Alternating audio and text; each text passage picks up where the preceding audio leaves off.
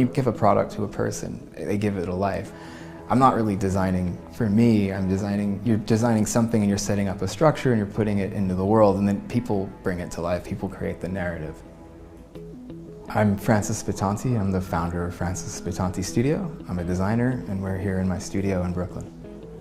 I started as an architect. I didn't start as a fashion designer, and I still don't really call myself a fashion designer. The work's very interdisciplinary. I started working with 3D printing back in 2007, and I did a bicycle rack for the New York City Department of Transportation. It was part of an initiative to encourage cycling in the city. And then gradually I started to migrate into product design, became more and more interested in the body, started doing wearable pieces. The fashion industry wasn't really using computing. They weren't using any computer-driven design methodologies. So we started running educational programs, and the first one was called New Skins. And that was when we did the first dress on the MakerBot, and it was called the Verlan dress. And we were working with a flexible filament. All of my work has very complex geometry. There was a lot to learn in that first dress.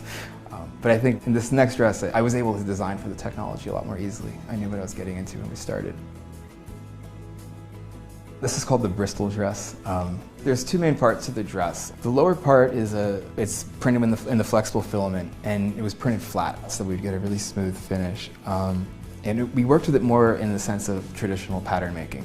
We modeled the skirt in 3D in the computer, and we unrolled it. And then we applied the patterns, and we made the printer files.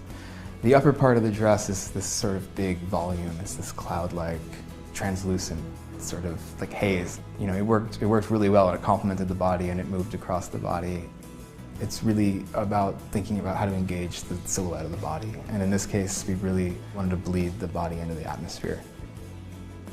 We're starting to learn how to work with the technology. I think there's a misconception that you press print and you get whatever's in the computer, but there's still a materiality. And I think it's a materiality that designers need to learn and become acquainted with.